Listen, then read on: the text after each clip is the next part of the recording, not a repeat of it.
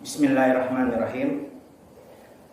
Assalamualaikum warahmatullahi wabarakatuh. Waalaikumsalam warahmatullahi wabarakatuh. Alhamdulillah. Alhamdulillahi rabbil alamin. Wa bihi nasta'inu ala umuri dunya waddin.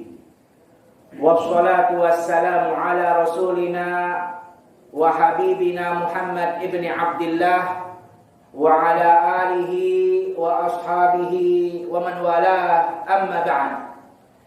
Alhamdulillah, selalu kita memuja dan memuji Allah Subhanahu wa taala atas segala nikmat-nikmat dan karunia-karunia yang sangat banyak yang telah Allah berikan kepada kita. Salah satu daripada nikmat yang masih Allah berikan kepada kita sampai sekarang ini, Allah Subhanahu wa taala masih memberikan kita kehidupan. Setelah kita tertidur, Allah Subhanahu wa taala masih membangunkan kita. Karena tidur itu sebagaimana dikatakan oleh para ulama adalah akhul maut. Tidur itu adalah saudaranya kematian. Sehingga ketika seorang hamba Allah tertidur, maka ruhnya ada di tangan Allah Subhanahu wa taala. Apabila Allah berkehendak, Allah kembalikan ruh tersebut kepada jasadnya. Dan apabila Allah berkehendak, Allah tidak kembalikan lagi ruh tersebut kepada jasadnya. Oleh karena itu, wajiblah kita sebagai hamba Allah Subhanahu wa taala untuk selalu bersyukur kepada Allah atas segala nikmat-nikmat yang telah Allah berikan kepada kita yang sangat banyak sekali. Agar Allah Subhanahu wa taala berikan lagi nikmat-nikmat yang lain. Karena Allah telah berkata di dalam Al-Qur'anul Karim, la in syakartum la azidannakum. Kalau kita mensyukuri atas segala nikmat yang telah Allah berikan lagi nikmat yang lain. Begitu juga selalu salawat dan salam kita kepada Nabi kita, Nabi yang mulia, Nabi Muhammad sallallahu alaihi wasallam, dan kepada keluarga-keluarganya dan kepada para sahabat-sahabatnya seluruhnya, karena tidak terkecuali satupun dari mereka, karena semua telah Allah ridai. Allah katakan radhiyallahu anhum wa radu'an. Allah telah ridha kepada mereka semua dan mereka semua pun telah ridha kepada Allah Subhanahu wa ta'ala. Karena keutamaan-keutamaan tadi jamaah sekalian yang dirahmati Allah Subhanahu wa taala itu enggak akan bisa kita peroleh kecuali dengan apa yang telah ditentukan oleh Allah dan Rasulnya. Dan mempelajari tentang kekeliruan, ini penting dipahami sebelum kita membahas apa-apa saja kekeliruan yang terjadi di bulan Ramadan atau sebelum bulan Ramadan. Perlu diketahui, mempelajari kekeliruan, kesalahan, keburukan itu adalah bagian daripada ilmu. Sehingga kita nggak perlu alergi, kita nggak perlu gatal ya kuping kita mendengarnya, nggak perlu panas pantat kita duduk lama mendengarnya, nggak perlu. Karena itu bagian daripada ilmu jamaah. Oleh karena itu kata Hudzaifah ibn Yaman, sahabat Nabi Shallallahu Alaihi Wasallam yang mulia, kata beliau, kana nas yas'aluna Nabi Shallallahu Alaihi Wasallam anil khair. Dulu manusia semua datang bertanya ke Rasulullah, bertanya tentang yang baik-baik. Ya Rasulullah, ini pahalanya sebesar apa? Ya Rasulullah, ini keutamaannya seperti apa? Ya Rasulullah, ini bisa masuk surga apa enggak? Tentang yang baik-baik, amal soleh, amal kebajikan. Sedangkan Hudzaifah ibn Yaman, sahabat Nabi tadi, wa kuntu as'aluhu anisyar makhafatan an yudrikani. Kata Hudzaifah ibn Yaman, sedangkan aku beda. Aku enggak seperti orang-orang. Orang-orang tanya kebaikan, aku datang ke Rasulullah bertanya tentang keburukan. Ini dosa enggak ya Rasulullah? Dosanya sebesar apa? Ini maksiat bukan ya Rasulullah? Ini bisa masukkan ke neraka enggak ya Rasulullah? Neraka itu seperti apa ya Rasulullah? Tentang yang buruk-buruk. Untuk apa kata Hudzaifah bin Yaman? Agar aku tidak jatuh ke dalamnya. Menunjukkan apa kata para ulama? Berarti mengetahui tentang yang buruk-buruk, mempelajari tentang kesalahan-kesalahan, kekeliruan-kekeliruan itu bagian daripada ilmu yang harus dipahami dan dipelajari agar bukan untuk dikerjakan, bukan, agar kita terhindar. Makanya kata pepatah Arab, man lam araftu syarra kata pepatah syar'a Arab, araftu syarra la li syarri walakin li tawaqqihi wa man lam ya'rif syarra minal khairi waqa'a fihi. Kata syair pepatah Arab, aku mengetahui keburukan bukan untuk aku kerjakan keburukan itu, bukan. Tetapi untuk aku berhati-hati agar tidak terjatuh ke dalam keburukan. Karena bagi siapa yang tidak mempelajari keburukan dari kebaikan, cuma kebaikan doang yang dia tahu, maka dia bisa jatuh ke dalam keburukan. Dan ini satu hal yang dapat merugikan kita jemaah sekalian yang dirahmati Allah Subhanahu wa taala. Bayangkan kalau antum berpuluh-puluh tahun menjaga sholat yang Allah wajibkan, antum berpuluh-puluh tahun berpuasa di bulan Ramadan ketika Ramadan datang, antum berjuta-juta bersedekah di jalan Allah. Tiba-tiba karena antum tidak mempelajari keburukan, tidak mempelajari kesalahan-kesalahan, di akhir hayat jatuh ke dalam kesyirikan. Kesyirikan bagian daripada keburukan. Habis semua yang antum kerjakan selama puluh-puluh tahun itu tak ada guna sama sekali. Karena sudah disebutkan oleh Allah Subhanahu wa taala, in asyrakta la yahbatanna 'amaluk. Kalau kau melakukan kesyirikan, habis semua amal perbuatanmu dari awal sampai akhir, dihapus oleh Allah Subhanahu wa ta'ala. Rugi atau tidak? Rugi. Makanya mempelajari keburukan, kesyirikan, maksiat, kebid'ahan, kesalahan, kekeliruan, itu bagian ilmu yang harus kita pahami, sehingga nggak perlu kita alergi ataupun gatal kuping kita, ataupun kita nggak semangat mendengarnya. Ini apa-apa neraka, ini apa-apa dosa, ini apa-apa maksiat. Nggak perlu seperti itu. Senang, karena itu ilmu agar kita terhindar. Karena nggak mungkin kita menghindari lubang di tengah jalan jemaah kalau kita nggak tahu di situ ada lubang. Kita bisa menghindar karena kita sering lewat situ dan tahu di situ ada lubang. Kita menghindar. Banyak orang jatuh ke dalam lubang karena baru pertama kali dia jalan di situ dan dia tidak tahu di situ ada lubang. Tapi kalau dia sudah pelajari di situ ada dosa, di situ mengantarkan ke neraka, di situ Allah murka, dia bisa menghindar. Jangan sampai dia jatuh ke dalam lubang sehingga dia mendapatkan kemurkaan Allah Subhanahu wa taala. Oleh karena itu jemaah sekalian yang dirahmati Allah Subhanahu wa taala, penting kita ketahui sebelum kita membahas kenapa ini keliru, kenapa ini salah, kenapa ini nggak boleh, kenapa ini dilarang, kenapa ini bid'ah. Nah, penting kita ketahui sebelum kita membahas, karena ini titik poin yang akan jelas bagi kita kenapa ini salah, yaitu diterimanya seluruh amalan kita, diberikannya keberkahan di bulan Ramadan ini, diberikannya keutamaan yang kita sebutkan tadi di awal tentang pahala-pahala yang dilipat gandakan, tentang dosa-dosa yang dihapuskan di bulan Ramadan yang akan datang sebentar lagi ini, itu semua tidak akan bisa kita peroleh, itu semua nggak akan bisa kita dapat kecuali harus kita datangkan dua syarat. Dua, bukan satu, bukan tiga, dua, tidak boleh kurang, tidak boleh lebih. Yang pertama adalah ikhlas karena Allah. Yang kedua adalah mutaba'atur Rasul, mengikuti contoh yang dicontohi oleh baginda Nabi Muhammad sallallahu alaihi wasallam. Dua, harus, tidak boleh kurang, tidak boleh lebih. Dua. Yang pertama ikhlas. Banyak kaum muslimin memahami ikhlas. Ikhlas, saya ikhlas untuk Allah. Saya perbuatkan ini karena cinta kepada Allah. Saya lakukan ini karena saya sayang kepada Allah. Betul-betul tulus untuk Allah. Banyak kaum muslimin paham tentang ikhlas. Karena ikhlas ini memang cukup dilihat dari ucapannya. Kalau dia katakan ikhlas, sudah, masalah hatinya itu urusan dia dengan Allah. Kita hanya diberikan hak untuk menghukumi apa yang tampak di mata. Kalau dia katakan ikhlas, alhamdulillah, dia ikhlas untuk Allah. Banyak semua orang bisa mengatakan ikhlas, cinta, tulus, banyak. Cuman masalahnya jemaah, cinta dan ketulusan itu, ikhlas atau tidak ikhlas itu tidak cukup dengan omongan, harus dengan bukti. Karena kalau cukup hanya dengan omongan, semua orang bisa ngomong. Anak kecil pun bisa ngomong. Lalu apa bedanya? Di mana keistimewaannya? Maka ikhlas tersebut butuh kepada bukti. Saya cinta kepadamu. Buktinya kepada manusia saja kan dituntut bukti, apalagi kepada Allah. Maka buktinya kecintaan kita kepada Allah apa? Mengikuti dan mencontohi sesuai dengan apa yang dicontohi dan diajarkan oleh Nabi Muhammad sallallahu alaihi wasallam. Makanya kata Allah dalam Al-Qur'an, Allah yang menantang kita.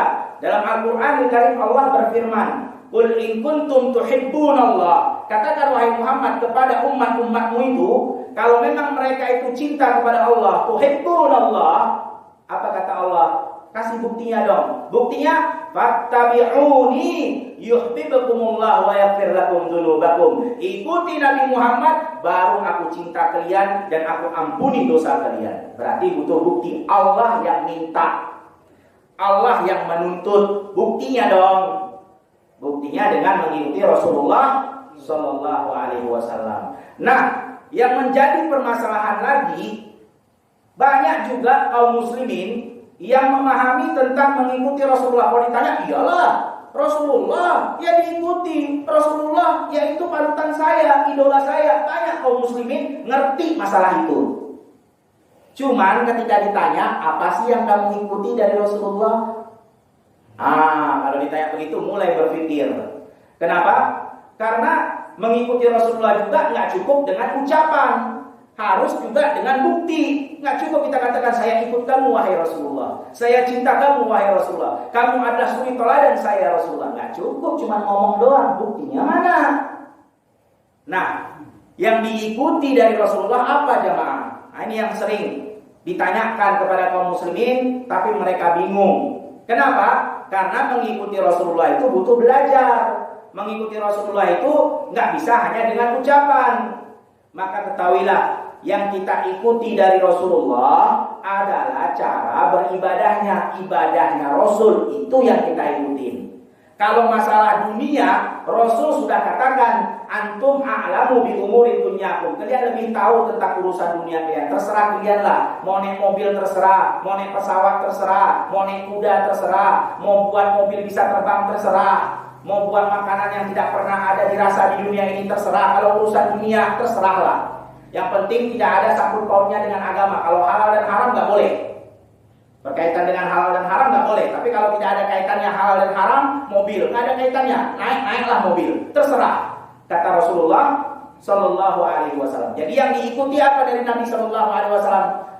Urusan ibadah, urusan agama, yaitu ibadah kepada Allah Subhanahu Wa Taala. Nah, ini yang harus diikuti dari Rasulullah. Lalu pertanyaannya juga, banyak juga kaum muslimin yang mengerti, ya iyalah ibadah yang saya ikuti dari Rasulullah. Tapi ketika ditanya ibadah yang seperti apa? Nah, ini jamaah. Ini penting kita catat dan kita pahami. Karena di sini titik ya sengketanya, titik kenapa menjadi kekeliruan, titik kenapa menjadi ketidakbolehan, titik kenapa ini menjadi bid'ah. Ketika kita akan mengikuti ibadahnya Rasul, maka ibadahnya Rasulullah itu tidak lepas dari 6 poin. Dari 6 poin. Ini penting dipahami, penting dihafal. Karena dari sini kita akan terang benderang kenapa ini nggak boleh, kenapa ini maksiat, kenapa ini bid'ah, kenapa ini dilarang. Nah, dari 6 poin ini. Karena ibadah Rasul nggak akan lepas dari 6 poin ini. Dan kita harus teliti tentang salah satu daripada 6 poin ini sebelum kita mengikuti ibadah Rasulullah SAW. Apa ke-6 poin tadi? Yang pertama adalah berkaitan dengan tempat. Yang kedua berkaitan dengan waktu.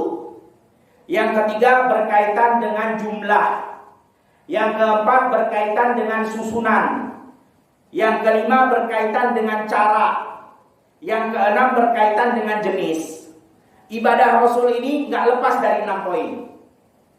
Kalau di situ ada Rasulullah SAW tetapkan salah satu daripada 6 yang kita sebutkan tadi, tempat, waktu, susunan, jumlah, cara, jenis, maka jangan cari ketentuan yang lain. Kalau sudah ditentukan oleh Rasul, jangan cari yang lain. Tempat haji sudah kata Rasul di Mekah depan Ka'bah, jangan cari tempat yang lain. Waktu sholat sudah ditetapkan Rasul, zuhur, asar, maghrib, isya, subuh. Jangan cari waktu yang lain. Jenis telah ditetapkan oleh Rasul. Hewan kurban itu kambing, sapi-sapian atau onta. Jangan cari hewan yang lain. Walaupun tubuhnya besar, tetap tidak boleh. Makanya jamaah sekalian yang dirahmati Allah Subhanahu Wa Taala, nggak cukup dengan ikhlas tadi. Karena kalau cukup dengan ikhlas, maka orang akan berkurban bukan dengan 3 jenis hewan yang kita sebutkan tadi, tapi bisa jadi mungkin orang akan berkurban dengan gajah. Bayangkan jamaah, gajah itu kurang ikhlas gimana? Kalau mau cerita ikhlas doang ya, Kurang ikhlas di mana kalau kita kurbankan gajah? Oh, ini nggak main-main jemaah. Kalau gajah boleh dibeli, harganya saya yakin mungkin lebih daripada harga 5 ekor sapi. Karena nggak main-main, gajah kan bukan binatang sembarangan. Binatang yang sudah hampir punah juga, langka. Kalau boleh dibeli. Terus dagingnya kurang ikhlas di mana coba? Kurang cinta di mana? Udahlah harganya mahal. Kan nggak sembarangan orang keluar duit. Kalau bukan karena cinta kepada Allah, kalau bukan karena kita betul-betul tulus untuk Allah, siapa yang mau keluarin duit sebanyak itu? Harganya nggak main-main kalau boleh dibeli gajah. Dagingnya pun kurang ikhlas di mana? Dagingnya itu mungkin bertonton, kalah mungkin 3-4 ekor sapi. Karena kalau sapi biasa paling cuma 300-400 kilo. Kalau sapi-sapi biasa. Nah gajah, subhanallah, kurang cinta di mana coba? Tapi apakah perbuatan itu dibenarkan? Kurban gajah?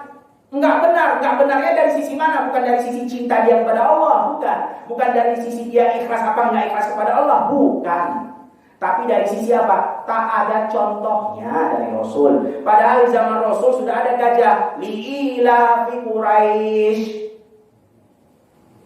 Apa disebutkan tentang surat Al-Fil? Bahwasannya tentara gajah sempat menyerang Ka'bah yang dipimpin oleh pasukan yang disebut dengan Abraha. Kan sudah ada gajah di zaman Rasul. Tapi Rasul nggak ada mencontohkan kurban gajah. Nggak ada. Berarti salahnya di mana? Bukan masalah ikhlas, salahnya tidak ada contohnya. Nah itu jamaah sekalian yang dirahmati Allah Subhanahu wa taala. Nah, ini akan kita bahas. Setelah kita paham 6 poin tadi, baru kita bahas kekeliruan orang yang berpuasa atau kekeliruan yang terjadi menjelang puasa. Yang pertama apa? Dan ini sering terjadi dan sudah menjadi tradisi. Yang pertama, menentukan waktu ziarah kubur. Nah ini jemaah, penting kita pahami. Permasalahannya bukan ziarah kubur ya. Menentukan waktu ziarah kubur. Ziarah kubur sih bagus, boleh, sunnah. Karena disebut oleh Nabi Shallallahu Alaihi Wasallam, kuntu nahaitukum an ziyaratil kubur fazuruha fa innaha tudzakirukumul akhirah. Kata Rasulullah Shallallahu Alaihi Wasallam, dulu memang sempat Rasulullah melarang kita untuk ziarah kubur, dilarang sama Rasul, betul. Tapi sekarang kata Rasul, aku perintahkan kalian untuk ziarah kubur dengan tujuan apa? Ada maksudnya, ada tujuannya, bukan sembarangan.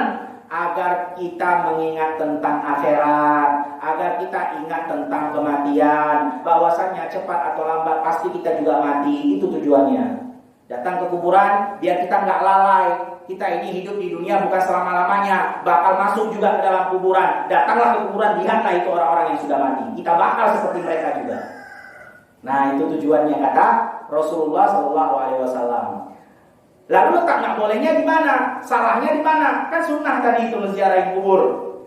Letak tidak dibolehkannya menjadi larangan, menjadi perkara yang bid'ah, yang tidak dicontohi oleh Rasul. Apa?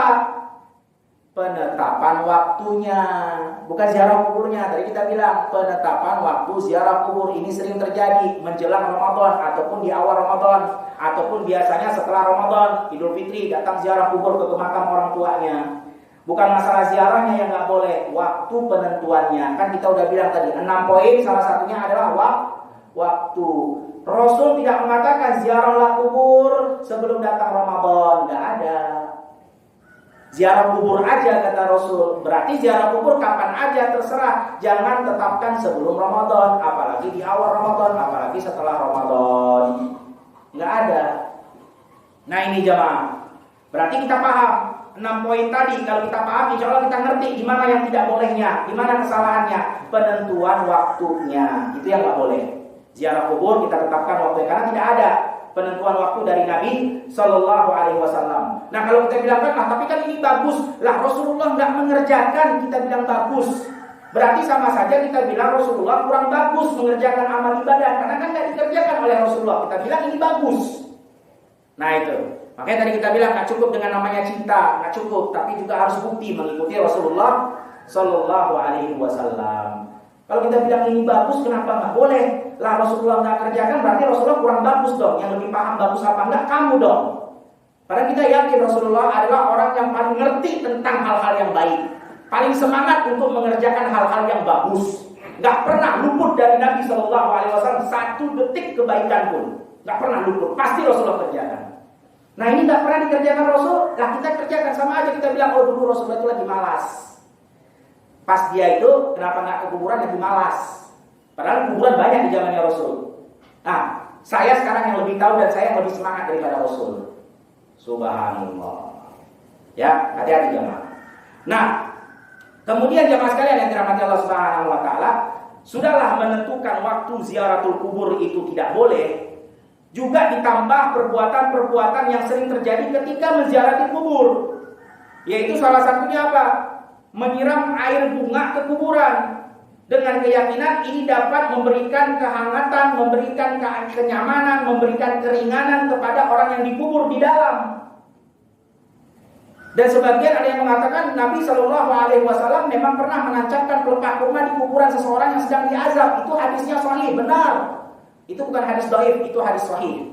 Cuman kata para ulama, hadis itu kekhususan yang Allah berikan berupa mukjizat kepada Rasulullah, karena memang dia utusan Allah, ada mukjizatnya.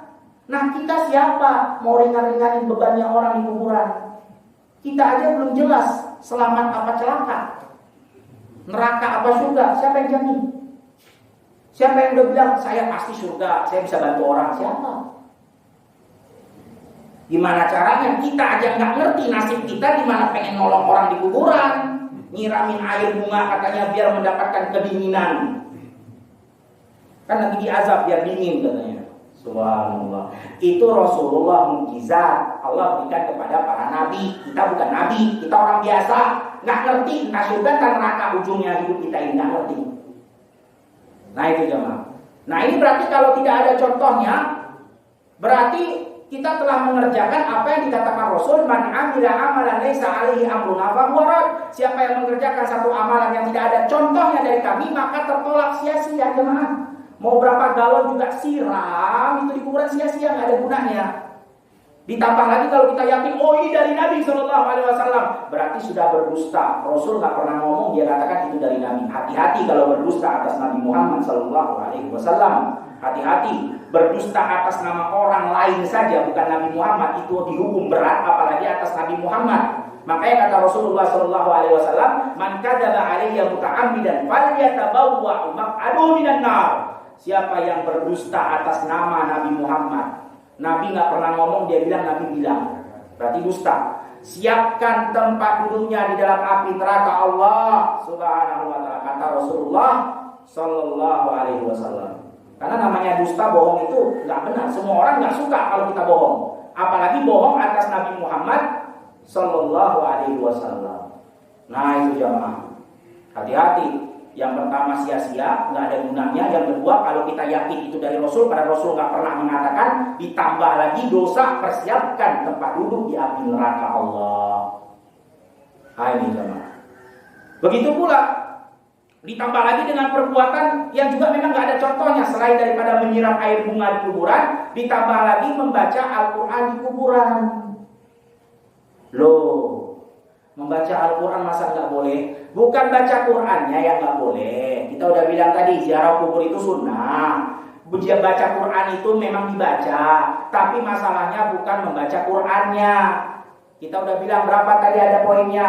Ada 6. Tempatnya tidak ditentukan oleh Rasulullah. Kata Allah, Iqra, bacalah Quran, tapi nggak disuruh di kuburan. Baca aja, jangan tentukan di kuburan tempatnya. Ini yang jadi masalahnya. Letak nggak bolehnya bukan baca Qurannya. Tempatnya kalau tidak ada penentuan, jangan bilang di kuburan. Baca aja. Bahkan perhatikan jamaah sekalian yang dirahmati Allah Subhanahu wa taala. Perhatikan hadis Nabi yang sahih. Apa kata Rasulullah? La taj'alu buyutakum kal maqabir. Jangan jadikan rumah-rumah kalian seperti kuburan. Lihat ini hadis sahih. Kata Rasulullah, bacalah di rumah kalian Al-Quran surat Al-Baqarah karena syaitan lari daripada surah Al-Baqarah. Kata Rasul, dengerin, jangan jadikan rumah-rumah kalian seperti kuburan. Tapi disuruh baca Al-Quran di rumah. Berarti tempat baca Quran di kuburan apa di rumah? Lah kata Rasul kan jangan jadikan rumah kalian seperti kuburan. Berarti kuburan bukan tempat baca Quran. Karena kalau seandainya kita tidak membaca Al-Quran di rumah sama seperti kuburan. Berarti kuburan itu bukan tempat baca Al-Quran jemaah. Kalau mau baca jangan baca di kuburan. Karena apa bedanya? Kalau di kuburan kita baca, kalau di rumah kita baca, apa bedanya kata hadis Nabi SAW? Jangan jadikan rumah kalian seperti kuburan.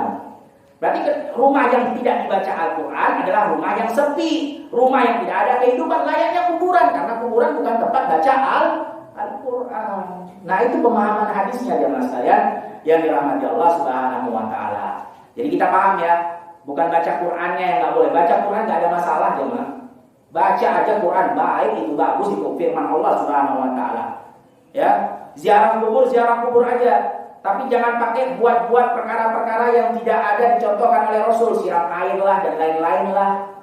Terus gimana kita ziarah kubur? Ya ziarah kubur aja. Ziarah kubur ada sunnahnya. Datang mendoakan, Assalamualaikum ya ahlal diyaril mu'minin, antum salifun wa nahnu lahibun, nas'alullaha lana wa lakum al-afiyah. Keselamatan untuk kalian wahai orang-orang yang mukmin yang telah dimakamkan di pemukiman orang mukmin ini. Kalian telah berlalu, artinya sudah mati. Kami juga bakal mengikut di belakang seperti kalian mati. Kita meminta kepada Allah Subhanahu wa Ta'ala kesabaran. Karena orang-orang yang di kuburan sedang ditanya. Begitu juga kita meminta kepada Allah agar diberikan kekokohan. Karena kita juga yang hidup di dunia belum tahu nanti ujungnya bagaimana.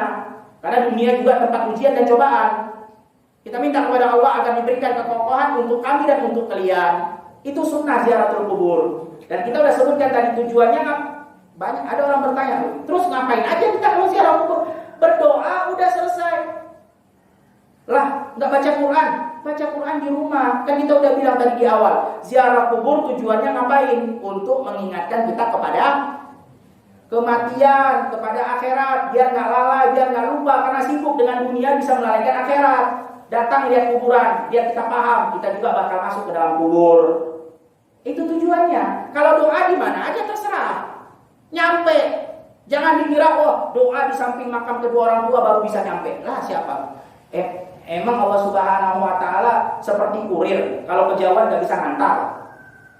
Allah itu maha mendengar, Allah itu maha melihat, Allah itu maha mengetahui. Dimanapun kita berdoa, walaupun di dalam kamar yang paling gelap sekalipun, kita panjatkan doa, Allah dengar, Allah sampaikan, Allah kabulkan. Itulah Allah Subhanahu wa Ta'ala. Bukan masalah dekat atau jauh ya. Padahal dipahami, kalau dekat di kuburan bisa langsung nyampe. Lah ini kan Allah yang mengabulkan, bukan manusia yang mengantar. Kalau manusia ya makin dekat makin cepat dia sampai, itu manusia. Kalau jauh lama butuh proses 3-4 hari kan gitu. Lah Allah kan bukan makhluk, Allah bukan manusia. Jangan dipahami seperti manusia. Allah itu sang pencipta, nggak sama seperti manusia. Nah itu dia jamaah sekalian yang dirahmati Allah Subhanahu wa Ta'ala. Kekeliruan yang pertama. Kemudian kekeliruan yang kedua yang sering terjadi terutama menjelang bulan Ramadan, yaitu saling maaf memaafkan. Nah ini perlu juga kita pahami jemaah. Maaf memaafkan ini enggak masalah. Bahkan justru maaf memaafkan, minta maaf itu bagian syarat untuk bertaubat. Kalau kita punya kesalahan, mukul orang, ambil harta orang, selain kita minta ampun kepada Allah, minta maaf kepada orang yang kita zolimi. Itu syaratnya. Karena nggak akan sempurna taubat kalau kita nggak minta maaf kepada orang yang kita sakiti. Itu syarat untuk bertaubat, minta maaf. Dan minta maaf di sini jamaah sekalian yang dirahmati Allah Subhanahu wa Ta'ala diperintahkan segera kalau kita punya salah. Segera. Karena bertobat gak boleh ditunda-tunda. Segera. Begitu punya salah, langsung bertobat. Minta maaf. Dan kita tidak diperintahkan minta maaf di dalam syariat ketika tidak punya salah. Nah, ini yang menjadi titik kekeliruannya. Allah dan Rasul perintahkan kita untuk meminta maaf ketika salah. Bukan ketika tidak salah. Nah ini kan banyak terjadi sebelum Ramadan. Apalagi di waktu Idul Fitri, subhanallah. Habis selesai sholat, maaf, mohon maaf lahir batin. Begitu ditanya, kenal nggak sama itu orang? Nggak kenal, baru lihat. Lah baru lihat minta maaf, emang buat apa? Ada salah apa? Orang nama aja nggak tahu, apalagi mau buat salah. Nah itu jemaah. Kecuali kalau kita lagi sholat sikut-sikutan dengan yang di sebelah, itu beda lagi kan. Tapi masa sholat sikut-sikutan? Sholat macam apa itu? Nah, tapi kalau sholatnya benar-benar nggak kenal, ya udah nggak salah kok minta maaf. Nah, ini jamaah yang menjadi kekeliruannya. Kemudian kekeliruan yang berikutnya tentang maaf memaafkan. Banyak orang mengerjakan maaf memaafkan itu berlandasan hadis yang palsu, bukan doif ya. Kalau doif memang nggak benar, tapi agak mending daripada palsu. Kalau palsu sama sekali memang nggak ada,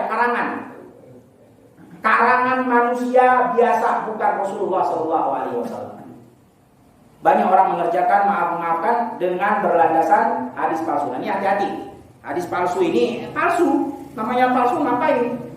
Ya, kita aja nggak mau beli barang palsu, pengennya yang ori, kan begitu. Nah, ini palsu, apalagi bagian agama ini, bukan palsu masalah dunia, agama. Tidak boleh kita mengerjakan sesuatu kecuali dengan dalil perintah ayat Al-Quran dan hadis Nabi SAW. Hadisnya hadis palsu, nggak ada sama sekali para ulama yang meriwayatkan di dalam buku-buku mereka. Hadisnya seperti apa? Ini penting kita ketahui jamaah. Hadis ini hadisnya palsu, tapi dia modif. Nggak tahu siapa yang modif. Ini orang tak bertanggung jawab. Tapi disebar, terutama hari-hari seperti ini menjelang Ramadan, banyak disebar. Hadisnya itu dari awal sampai tengah itu sahih, tapi dari tengah sampai akhir itu palsu. Hati-hati. Kalau memang kita lihat dari awal sampai akhir memang asli, tapi setelahnya palsu semua. Hadisnya berkaitan tentang minta maaf, yaitu ketika Rasulullah naik ke mimbar, di tangga pertama mengatakan amin, tangga kedua mengatakan amin, tangga ketiga mengatakan amin. Kemudian ditanya, kenapa katakan amin? Kata Rasulullah, Jibril datang berdoa, ya saya aminkan. Apa doanya? Doa malaikat Jibril. Nah, inilah yang doif. Inilah palsu, bukan doif, palsu. Awalnya tadi benar yang saya ceritakan tentang naik mimbar, tentang datang malaikat Jibril. Nah, ketika masuk ke dalam doanya malaikat Jibril, mulai ini palsu nih. Doanya apa kata malaikat Jibril? Ya Allah, tolong abaikan puasanya umat Nabi Muhammad kalau mereka tidak mengerjakan hal berikut. 1. Tidak memohon maaf terhadap orang tuanya kalau dia masih ada. 2. Tidak bermaaf-maafan antara suami dan istri. 3. Tidak meminta maaf terhadap orang-orang yang ada di sekitarnya. Palsu. Nah, ini palsunya. Yang sahih seperti apa? Nah, yang sahih, jadi tadi itu dimodif. Yang sahih dari awal sampai akhir, yaitu hadis yang datang dari sahabat Abu Hurairah, yang disahihkan oleh Syekh Albani. Rasulullah naik mimbar, raka mimbar.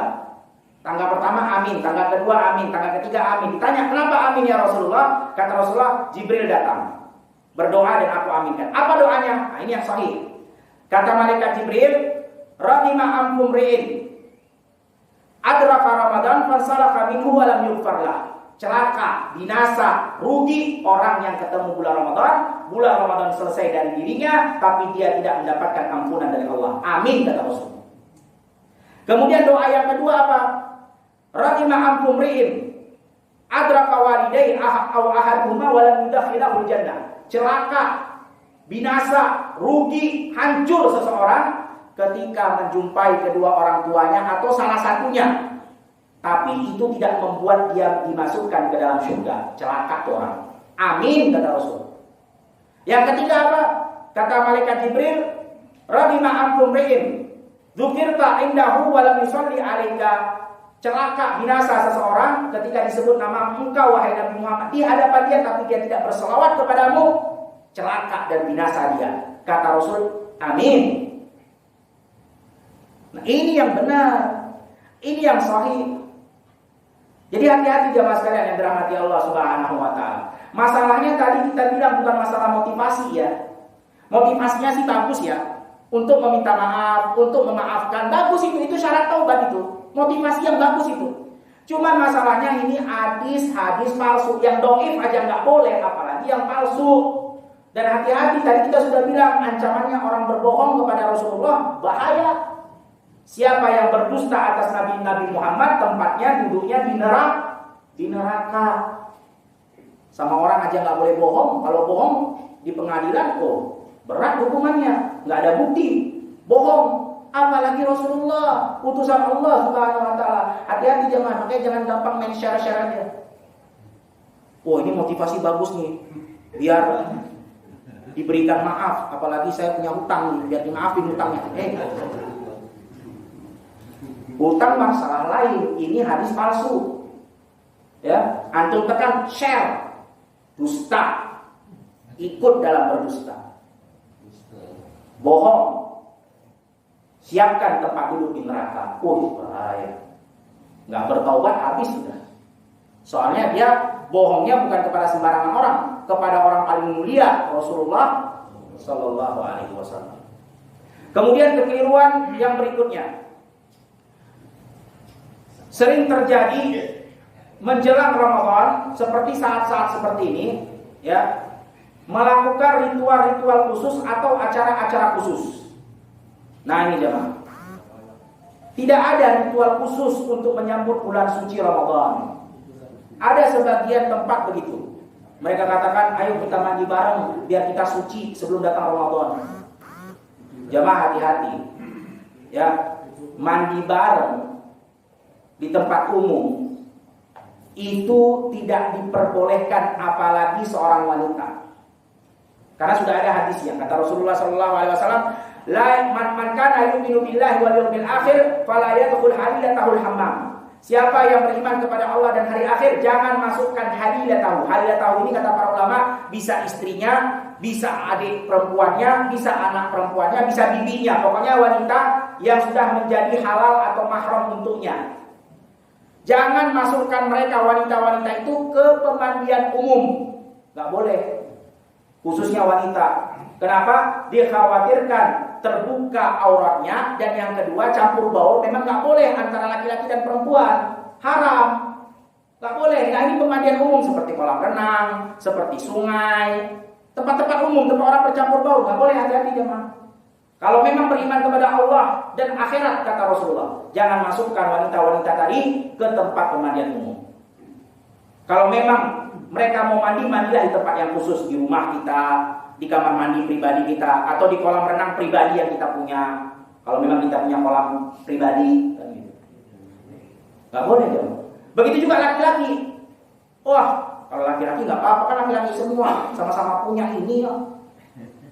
Masalahnya bukan punya nggak punya, masalahnya dilarang. Walaupun laki-laki nggak boleh kita sembarangan, apalagi yang membuka aurat. Kata Nabi Shallallahu Alaihi Wasallam, "Man kana yu'minu billahi wal yawmil akhir, fala yadkhul hammam illa bimi'zar." Siapa yang beriman kepada Allah dan hari akhir, jangan masuk ke tempat pemandian umum kecuali memakai sarung. Agar apa? Terjaga auratnya. Nah ini juga, kalau memang kita mau mandi di pemandian umum, jaga aurat dong. Aurat laki-laki itu ada walaupun sama laki-laki. Jangan kita bilang, alah itu apa malu. Dia kan punya juga, saya punya juga. Sama-sama dia gak apa-apa loh. Gak boleh. Auratnya laki-laki dengan laki-laki dari dengkul sampai ke pusat. Gak boleh sembarangan. Pakai sarung biar gak kelihatan, biar gak kebuka. Perempuan sama perempuan juga sama. Jangan bilang, perempuan ini sama-sama perempuan. Tidak boleh, ada auratnya. Auratnya yang boleh dilihat adalah sebatas perhiasannya, tempat perhiasannya, kalungnya, nah itu boleh, leher, ya, gelangnya, nah itu boleh pergelangan tangan, gelang kaki, nah itu boleh pergelangan kakinya, anting-anting, nah itu boleh telinganya. Sesama perempuan, bukan kepada laki-laki. Sesama perempuan pun ada mahramnya, ada batasan auratnya. Sesama laki-laki pun ada batasan auratnya. Ditambah lagi terkadang juga pesta-pesta. Nah itu juga nggak benar itu, yang mandi-mandi tadi. Karena nggak ada contohnya dari Rasulullah. Masalahnya bukan masalah mandinya ya. Jangan disalah-pahami, masa mandi nggak boleh, bersih-bersih nggak boleh. Bersih-bersih aja, cuman penetapan waktunya. Tadi kita bilang ada 6 poin. Nggak ada menjelang Ramadan kata Rasul, mandilah biar suci, nggak ada. Ya mandi aja, namanya orang kotor, pengen bersuci, pengen bersih, mandi aja. Begitu juga pesta tuh. Pesta makan-makan tuh seringnya. Bukan masalah makan-makan ya, makan aja nggak terserah. Cuman penentuan waktunya. Apalagi ditambah perkara yang memang tidak ada contohnya dari Rasulullah. Ketika ditanya, kenapa kok makan-makan pesta-pesta besar? Oh iya, bentar lagi kan pengen masuk penjara. Ramadan nggak boleh makan, nggak boleh minum. Seperti penjara katanya. Berarti sekarang kita bebas-bebasin, puas-puasin. Ya Allah, Ramadan itu kan bukan penjara. Ramadan itu bukan hanya menahan lapar dan haus. Ramadan itu kita mendapatkan berkah dan pahala. Kalau makan aja. Cuman kenapa kok mesti pesta besarnya itu menjelang Ramadan? Nah itu yang jadi pertanyaan. Kalau dia katakan oh ini bagian syariat, hati-hati dusta. Nah, kalau misalnya ya memang biasa, ya memang rutinitas setiap tahun ya kita makan, nah itu nggak mengapa, tapi jangan kaitkan ke dalam urusan syariat. Nah memang kan tiap tahun memang begitu. Sama, saya juga setiap malam minggu biasanya keluar makan sate kambing. Nah kebetulan ini kan kalau jadi hari Selasa atau hari Senin kan menjelang Ramadan berarti malam minggu tadi malam. Ya nggak apa-apa, memang begitu kebiasaannya tiap malam minggu refreshing makan daging kambing, nggak masalah. Tiap tahun memang kita kerja bakti, nggak masalah, nggak masalah. Cuman yang jadi masalah ini bagian syariat harus menjelang Ramadan harus makan-makan. Ini yang jadi masalah. Mengharuskan atau mengatakan bagian syariat itu yang tidak ada contohnya. Karena kita tidak boleh mengharuskan atau mewajibkan di dalam syariat yang tidak ada kewajibannya dari Allah dan Rasul, itu nggak boleh. Kita haruskan, kita wajibkan kalau ada kewajibannya. Kalau tidak ada kewajibannya, jangan kita wajibkan dan kita haruskan.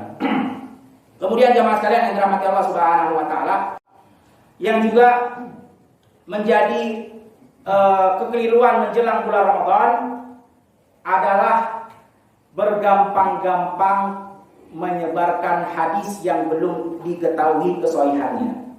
Nah, ini juga jamaah. Jangan sembarangan, tadi kita udah bilang motivasi sih motivasi. Tapi kalau itu palsu jangan. Masih banyak motivasi-motivasi yang datang dari yang sahih. Kenapa harus pakai yang palsu? Dan sering terjadi hadis yang yang sering disebarkan. Hadisnya apa? Seperti sering sekali nih ya. Katanya seperti apa? Hadis Nabi SAW, Ramadan awwaluhu rahmah wa awsatuhu maghfirah wa akhiruhu itqun minan nar. Ini kata para ulama, yang pertama dhaif. Yang kedua, arti terjemahan hadisnya pun nggak masuk logika, nggak benar, nggak sesuai kenyataan. Artinya apa? Ramadan awalnya itu penuh dengan kasih sayang, pertengahannya adalah ampunan, akhirnya adalah pembebasan dari api neraka. Coba antum pikir, kalau ada orang meninggal di awal Ramadan berarti nggak bebas dari neraka itu orang.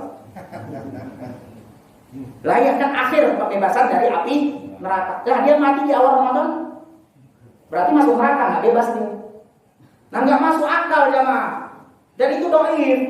Kita tahu Ramadan itu semuanya penuh ampunan, semuanya penuh kasih sayang, semuanya pembebasan dari api neraka. Kalau dia betul-betul beribadah kepada Allah, walaupun dia cuma dapat 3 hari bulan Ramadan, cuma dapat 3 hari doang, betul-betul beribadah kepada Allah, dia mendapatkan ampunan dan mendapatkan rahmat dari Allah Subhanahu wa taala dan bebas dari api neraka kalau Allah telah meridhoinya.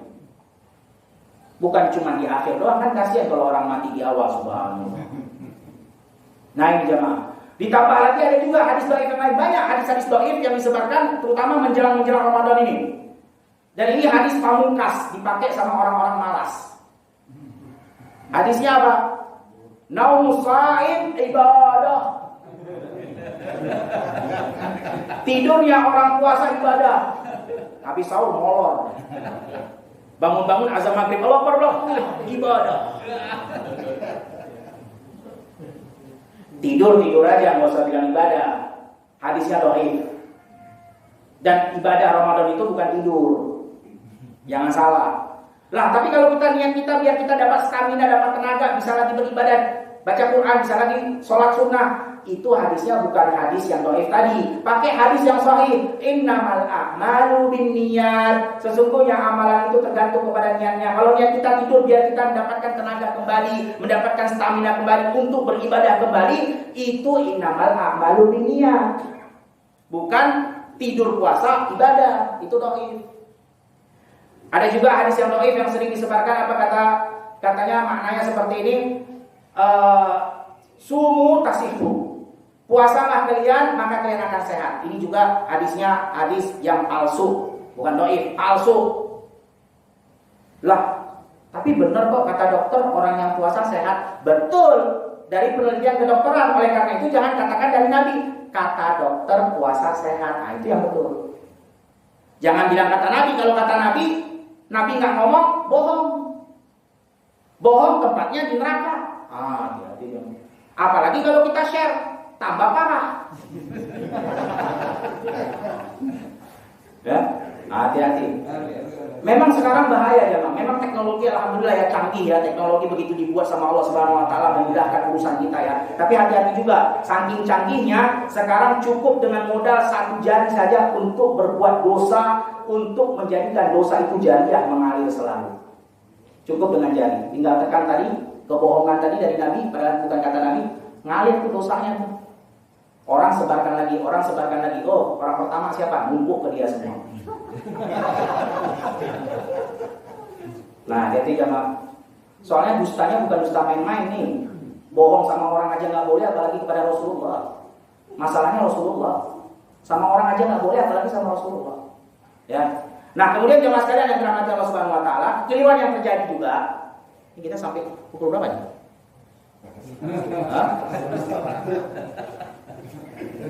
Baik. Ya, insyaallah 15 menit lagi ya. Mungkin biar sekalian syuruk. Baik. Sekalian duha juga. Kekeliruan berikutnya apa? Mungkin ada 1, 2, 3 poin lagi. Kekeliruan berikutnya yang sering terjadi di bulan Ramadan bagi mereka yang berpuasa di bulan Ramadan, yaitu apa? Menentukan waktu imsak yang tidak ditentukan oleh Rasulullah. Nah, ini dia. Ini juga keliru nih. Ini nggak ada contohnya dari Rasul. Seperti apa? 10 menit sebelum azan sudah imsak. Ini nggak ada contohnya. Nggak ada contohnya. Contoh imsak yang dicontohi oleh Rasul apa? Contoh imsak adalah waktu subuh. Itu yang dicontohi Rasulullah. Makanya kata Allah Subhanahu wa taala, "Kulu washrabu", makan dan minumlah hatta yatabayyana lakumul khaytul abyad minal khaytil aswad minal fajr. Waktu subuh, bukan 10 menit sebelum azan. Jamaah, azan aja, azan itu bukan patokan imsak ya. Jangan sampai salah paham. Azan itu bukan patokan imsak. Yang sebenarnya patokan imsak adalah waktu subuh. Cuman kalau memang muazzinnya itu teliti, pasti dia akan azan di waktu subuh. Oleh karena itu jamaah sekalian yang dirahmati Allah Subhanahu wa taala, kata para ulama, salah satunya adalah Syekh Muhammad Ibnu Utsaimin rahimahullahu taala, kalau kita tahu ada seorang muazzin yang dia teledor, memang nggak punya ilmu, emang pengennya cepat-cepatan dengan tujuan biar cepat selesai subuh, cepat kunci pintu masjid langsung pulang. Nah, kalau kita tahu model muazzin seperti ini di satu masjid, jangan antum dengerin azannya, karena azannya nggak benar. Jangan antum berhenti makan karena azan dia keliru. Karena kita tahu ini muazin orang nggak punya ilmu, azannya sembarangan, cepet-cepetan. Padahal belum waktunya subuh dia udah azan. Allahu Akbar, Allahu Akbar. Itu waktu masih punya hak antum makan. Dan hati-hati jamaah. 10 menit itu kalau kita larang orang makan dan minum, kita udah zolimin orang lain jemaah sekalian. 10 menit kalau anak pribadi buat makan bisa nambah sepiring lagi. 10 menit, tapi nggak pakai lauk, ya nasi sama sambal aja. Lumayan 1 piring untuk menambahkan kekuatan orang untuk puasa nanti besok hari. Nah, antum tahan, zolim itu hati dia. Dan antum telah mencontohi apa yang tidak dicontohi Rasul. Karena nggak ada Rasul yang kata 10 menit sebelum azan berhenti, nggak ada itu. Nggak ada waktu-waktu imsak yang dibagi-bagi itu. Ini serines 10 menit sebelum azan itu nggak ada itu, nggak usah dengar. Bahkan coba lihat contoh yang dicontohi Rasul. Gimana sih sahurnya Rasul? Sahurnya Rasul itu sebagaimana yang disebutkan oleh Zaid ibnu Tsabit. Zaid ibnu Tsabit sahur bersama Rasulullah, langsung qumna ila shalah. Habis sahur langsung salat subuh. Terheran-heran Anas ibnu Malik sahabat Nabi bertanya, berapa sih kira-kira sahurnya Rasul? Kata Zaid ibnu Tsabit, qadru 50 ayat. Kira-kira 50 ayat lah. 50 ayat kata Ibnu Hajar Al-Asqalani dijelaskan tentang hadis itu. Itu ayatnya itu bukan ayat yang panjang banget, bukan ayat yang pendek banget, ayat normal aja. Dan cara bacanya Rasulullah juga nggak terlalu panjang, nggak terlalu lama, nggak terlalu pelan, nggak terlalu keras, biasa aja normal. Kata Syekh Muhammad Ibnu Utsaimin rahimahullah taala kurang lebih 10 menit sampai 15 menit. Itu 50 ayat bacaan Rasulullah sallallahu alaihi wasallam. 15 menit sahur sebelum azan maghrib, bayangkan. Itu yang benar. 15 menit sebelum azan maghrib kita sahur. Kenapa? Ada hikmahnya jemaah. Sebelum azan subuh, bukan sebelum azan. 15 menit. Kenapa? Ada hikmahnya jemaah. Hikmahnya kata para ulama agar orang yang berpuasa di esok hari itu lebih kuat untuk berpuasa. Karena bayangkan jemaah sekalian, kalau seandainya dia sahurnya jam 2, jam 1, jam 7, jam 8 udah lapar jemaah. Karena dia makannya jam 2, habis itu tidur. Bangun-bangun jam 8 kok udah keroncongan ya. Kan kasihan dia nggak kuat puasa, khawatirnya. Tapi kalau dia 15 menit sebelum azan, alhamdulillah jam 10 masih nggak terasa lapar. Paling laparnya udah agak-agak zuhur, sebentar lagi udah tinggal berapa jam lagi waktu buka. Kan lebih kuat dia untuk puasa. Nah, itu tujuan dan maksudnya jemaah sekalian yang dirahmati Allah Subhanahu wa taala. Makanya kata Rasulullah sallallahu alaihi wasallam, ya, bakhiru iftar wa akhiru sahur. Cepatkanlah buka puasa dan lambatkanlah bersahur. Itu contoh dari Nabi Muhammad sallallahu alaihi wasallam. Kemudian mungkin kita tutup ya karena khawatir waktunya kesiangan. Kita tutup dengan ini walaupun masih banyak poin-poin lainnya. Tapi bisa mungkin dijadikan sesi tanya jawab nanti bagi yang ingin bertanya. Poin yang terakhir, karena waktu yang sudah tidak memungkinkan, kekeliruan yang sering terjadi di bulan Ramadan atau menjelang datangnya bulan Ramadan adalah menentukan waktu Ramadan atau berakhirnya Ramadan atau waktu berkurban bukan bersama pemerintah. Ini keliru juga ini. Keliru jamaah. 3 hal tadi itu para ulama sepakat itu murni milik pemerintah, bukan milik orang lain. Orang lain tidak punya hak tentang 3 hal ini. Awal Ramadan, Idul Fitri, Idul Adha. Itu murni punya pemerintah. Ada dalilnya? Ada. Kata Rasulullah sallallahu alaihi wasallam, "Sumu hina tasumun. Waftiru haina tuftirun wa udhi haina tudahun." Kata Rasulullah sallallahu alaihi wasallam, puasalah kalian dengan puasanya orang-orang semuanya. Berbukalah kalian artinya Idul Fitri dengan Idul Fitrinya orang-orang semuanya. Berkurbanlah kalian dengan berkurbannya orang-orang semuanya. Kata para ulama, semua manusia tidak mungkin bisa berkumpul kecuali di bawah kepemimpinan. Nggak mungkin bisa berkumpul. Dan pemimpin yang dianggap di sini adalah pemimpin yang sah berpuasa, bukan pemimpin yayasan, apalagi pimpinan ormas. Nggak ada hak mereka jemaah. Jadi jangan sampai antum salah paham. Ormas, kiai, ya, tokoh masyarakat, pemimpin yayasan tak ada hak tentang 3 urusan ini. Itu urusannya pemerintah. Kita harus ikut pemerintah. Kenapa tujuannya? Ada maksud dan tujuannya kata para ulama, agar tidak terjadi kekacauan. Bayangkan jemaah, kalau semua ikut ormasnya masing-masing, semua ikut yayasannya masing-masing, apa nggak kacau umat Islam ini? Yang di sono udah senang-senang makan-makan dari Idul Fitri, yang sebelah sini masih kelaparan tahan. Apa nggak kasihan tuh? Ngamuk orang yang sedang puasa, enak aja lo makan, berkelahi, habis hancur Islam. Yang di sana udah berpuasa karena dia bilang 1 Ramadan hari ini. Yang sebelah lagi ormas beda, dia bilang Ramadan masih besok, makan-makan, ngamuk yang puasa. Enak aja kamu, saya lagi puasa makan, ribut. Hancur Islam ini jemaah. Kasihan kan, yang di sana sudah senang, yang di sini masih kelaparan. Yang di sana udah bahagia, di sini masih kelemasan dalam puasa. Nah, itu jemaah. Maka 3 hal tadi tidak boleh, itu haknya murni punya pemerintah. Alhamdulillah, pemerintah kita menentukan 3 hal tadi sesuai dengan contoh Rasul. Alhamdulillah, mereka semua menggunakan dengan ru'yatul hilal. Tidak ada yang menggunakan hisab, tapi hisab itu hanya sebagai penguat. Tapi yang menjadi sebagai barometer itu adalah hilal. Alhamdulillah, pemerintah punya tim. Alhamdulillah, pemerintah punya orang-orang yang ahli melihat hilal. Alhamdulillah. Kalau hilal tidak kelihatan, mereka mengatakan seperti yang dikatakan Rasulullah, genapkan menjadi 30 hari. Alhamdulillah, kita diberikan penguasa pimpinan yang memang masih mengikuti apa yang dicontohkan oleh Rasulullah, khususnya ketiga hal tersebut, masalah awal Ramadan, Idul Fitri, dan Idul Adha. Enggak? Ya, karena waktunya juga sudah siang, kita cukupkan. Insya Allah kalau ada yang ditanyakan lagi bisa kita tanyakan di luar majelis sambil kita ramah-ramah.